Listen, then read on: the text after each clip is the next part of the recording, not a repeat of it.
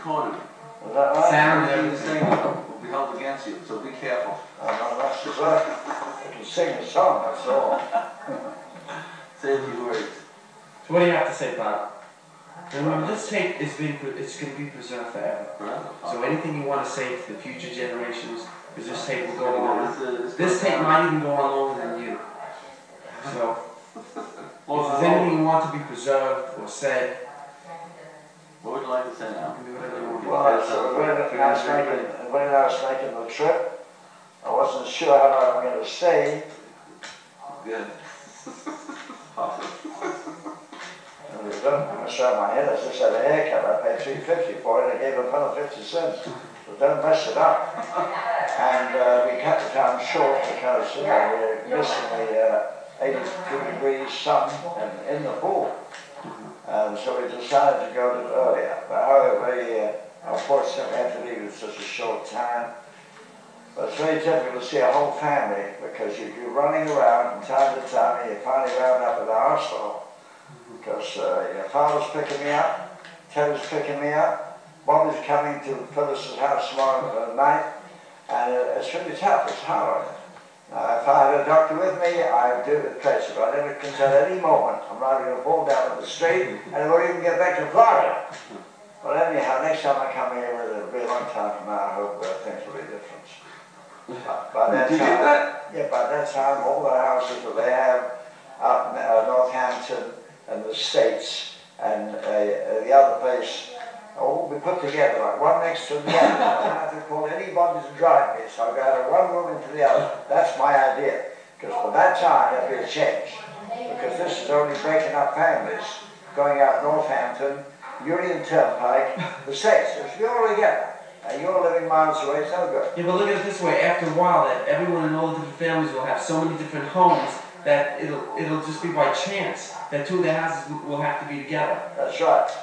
You know what I'm saying? That's what it's going to be. Because it'll just be, you know, Ted will have a lot of property in one place, and yeah, my father will have different condominiums, and the chance by chance will be next to well, each you other. go back to the olden days where the family were always together.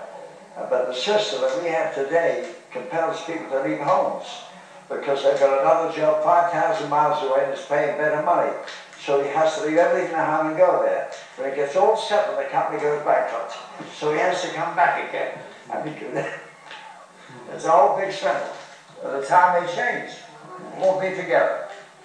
Dogs, cattle, everything. Yeah. What do you think of yourself there? Hold your head up. Yeah, I didn't think I was 90 years of age, but that's about it. How old are you now? Huh? How old are you now? Well, when I get through, you mean how many more years to 100? About 12, that's all. That's all.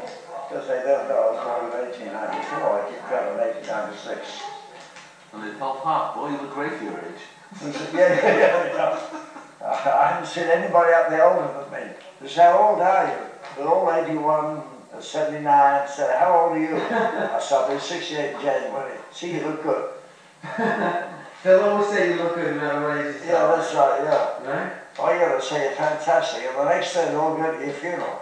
Last night I was talking about it. He said, the brother felt fine.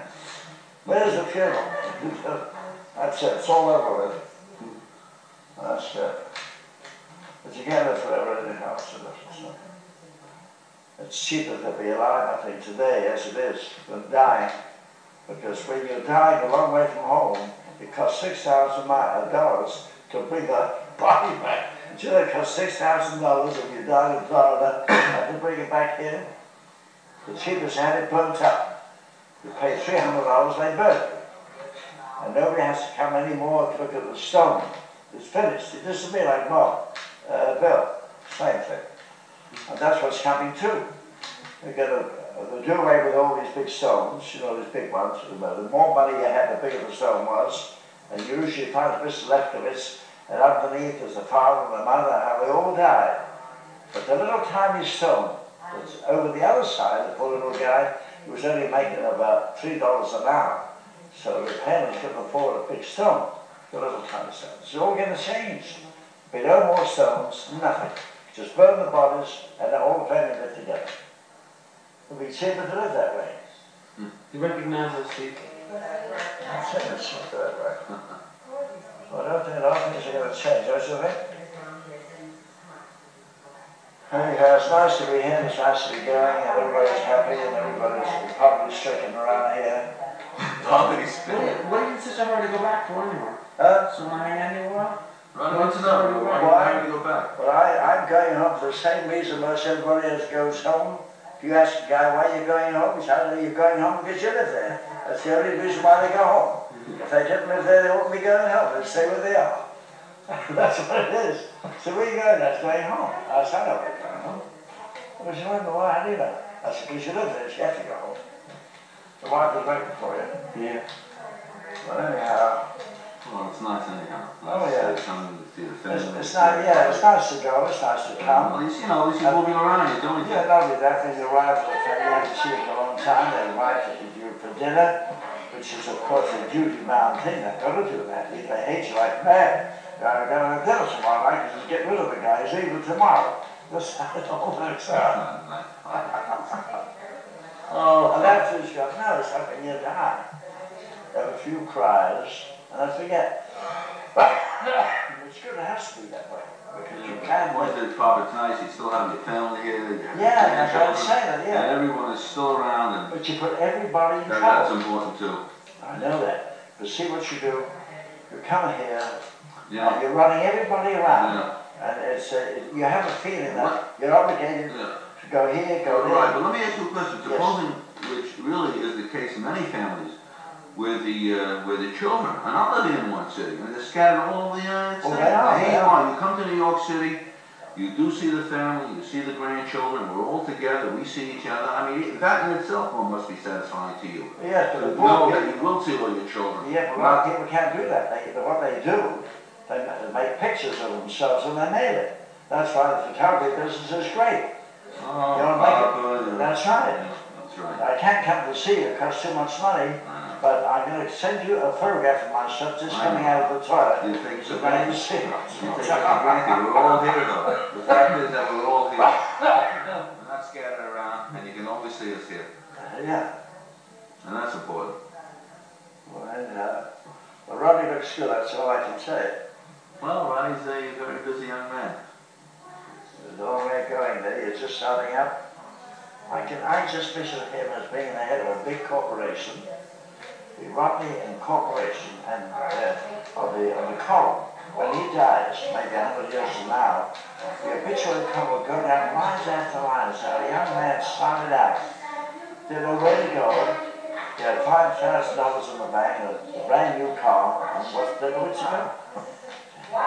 Donate it to this organization, $1 million, $500,000.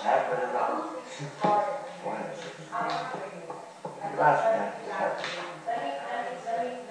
Well, unfortunately, I won't be around to see it. Sure you will. It won't be much longer. No, actually, it's going to be around a little more. Well, the main thing is if you're happy and healthy.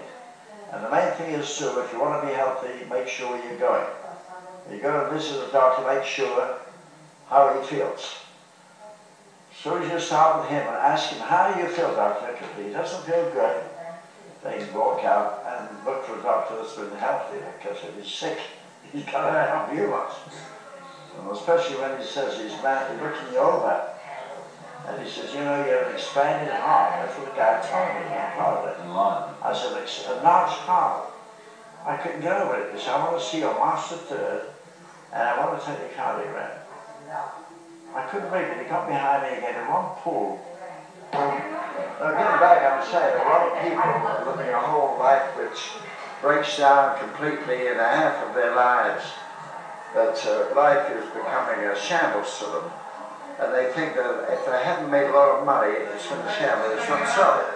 A lot of people that have been living, like myself, came to this country, 2 children, and never had a job. I never even worried about it, because I had an attitude. I figured I will find a job. And as years pass by, you have a child, and you get yourself a living, then children are born. Only 2 of us came here, the wife and I, and now we look around, we've got 7 grandchildren, a great-grandchild. and all